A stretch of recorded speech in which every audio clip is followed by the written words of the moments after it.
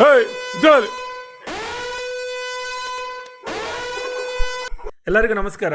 ಮಲ್ನಾಡು ವಿಚಾರಕ್ಕೆ ಸ್ವಾಗತ. ಯಾರಿಗೇನು ಕಾಟ ತಪ್ಪಿದ್ರು ನಮ್ಮ ಶಿವಮೊಗ್ಗಕ್ಕೆ ಕಳ್ಳರ ಕಾಟ ಒಂದು ತಪ್ತಾ ಇಲ್ಲ. ಮನ್ನಿತ್ಲಾಗೆ ಒಂದು ಬನಿಯಾನ್ ಗ್ಯಾಂಗ್ ಅಂತ ಒಂದು ದೊಡ್ಡ ಸುದ್ದಿ ಆಗಿತ್ತು. ಈ ಘಟನೆ ನಡೆದಿರೋದು ನಮ್ಮ ಶಿವಮೊಗ್ಗದ ಕೃಷಿ ನಗರದಲ್ಲಿ.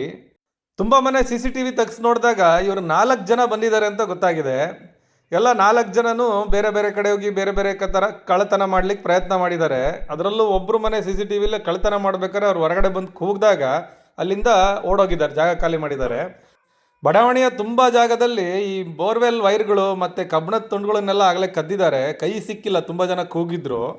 ಈ ಇನ್ಸಿಡೆಂಟ್ ಆದ ತಕ್ಷಣವೇ 112 ಕಾಲ್ ಮಾಡಿದ್ದಾರೆ ಬಡಾವಣೆಯವರು. ತಕ್ಷಣ ಪೊಲೀಸ್ನವ್ರು ಸ್ಥಳಕ್ಕೆ ಬಂದು ಮಾಹಿತಿ ಎಲ್ಲ ತಗೊಂಡು ಸ್ಟೇಷನಿಗೆ ಬಂದು ಒಂದು ಕಂಪ್ಲೇಂಟ್ ಕೊಡಿ, ಇದನ್ನು ನಾವು ಪ್ರೋಸೆಸ್ ಮಾಡ್ತೀವಿ ಅಂತ ಭರವಸೆ ಕೊಟ್ಟು ಹೋಗಿದ್ದಾರೆ.